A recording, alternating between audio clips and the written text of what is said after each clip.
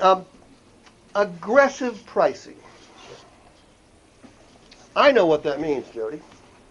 I know what that means, Johnny. How many customers do you think know what aggressive pricing means? Not all of them. They haven't shopped in the past Well, 5 years. even then, aggressive is an aggressive word. Right. Okay. Uh, many a good is bought and sold on how well the story is told. Okay. You've been in the business for 4 years? Yes, sir. Okay. Have we changed the way we price our vehicles in 4 years? No. Um, Maybe a little bit. Yeah. Maybe a little bit in four Four years, years. a lot in 10 years. Yes. Okay? When I started, the only prices anybody saw were in a newspaper. You know that. You now know that. I know it. Does the consumer know it? No. No, because they're treating our pre-discounted online price as a new MSRP, a new starting price. Anyone, there's going to be a small percentage of people that come in, go through the process and say, yeah, that's the price I saw online, let's do business. Okay, small percentage. Everybody else wants a bigger discount. So this conversation that you guys are having early, which is beautiful, um, is designed to diminish the number of people that object to the price and lessen the severity of the price objection. So I'm going to do it in story form. My purpose here is to educate the customer so they don't object to me an hour and a half from now when I put the numbers down in front of them. Does it work every time? Nothing works every time. And Johnny, everything I do, I've learned from somebody better than I am. One of the beautiful things about what I do for a living, used to do for a living up until the pandemic, is I travel all over the country. I work in Washington State, I work in California, Arizona, Maine, New Hampshire, Pennsylvania, New Jersey, Florida, the Carolinas, Virginia, Missouri, Texas. I work with 50 some odd stores around the country. And I work with I worked with a store. What I get to see is a lot of really, really good salespeople, really, really good sales managers, and I pick their brains. Nothing I teach is theoretical. It is all been practically applied and proven. I work with the number one used car store in the country. What I'm going to do now is I'm going to have the same conversation. You will be my customer. You will have just walked in, and I'll have meted and greeted you. And I'll say, what did you come in to see, Jody? I'm going to check out that 2019 Forester I saw online. Okay, excellent, excellent. Do you have any questions about the price? Well, I thought it was a good price. That's why I'm here in the first place. Okay. Maybe you can do a little bit better. I don't know. Okay. Well, great question, Jody, and it's perfectly natural to assume that we might be able to do a little bit better because that's the way car dealers have done business in the past. As a matter of fact, when was the last time you bought a car? 4 years ago.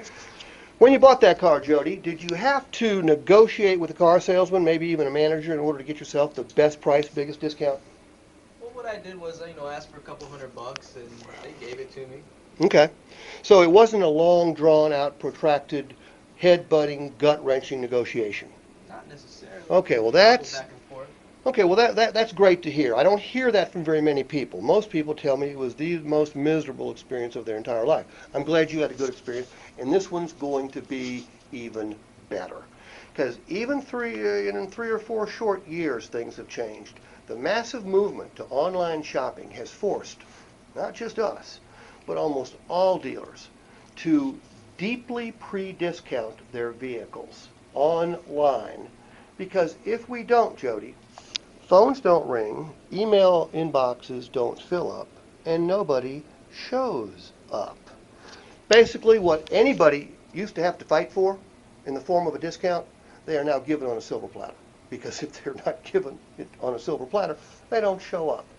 And again, it's not that we as dealers have gotten more charitable. It's a matter of us adjusting to the market. Our vehicles are priced based on the market. We use software to price our vehicles. Software, the same software that airlines use, hotels use, grocery stores, gasoline stations. The software monitors an area in about a 500-mile radius. It matches every single vehicle we have in inventory with every other like vehicle out there, and we are going to be at or below the market every time. So, what's this mean to you?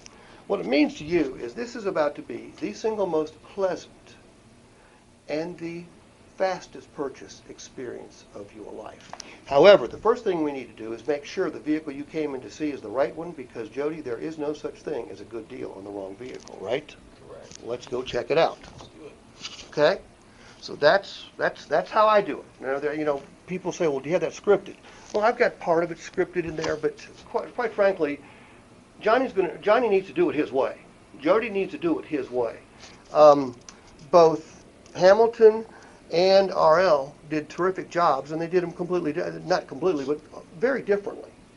Two of the things I like that they used that I don't use because I never know how certain dealerships operate. I'm in different ones. Is they pointed out that I could see the Carfax and I could see the repair order that shows what has been done to the vehicle to recondition it to help justify the price. I love both of those ideas. But we have this conversation with the customer early, and then we're going to go through the process, right? Right. So I'm going to have been with Jody. Jody's going to take me to the vehicle. He's going to show it off. We're going to take a test drive. We're going to come back. I'm going to say, yeah, I think this is the right thing. And then you're going to present me the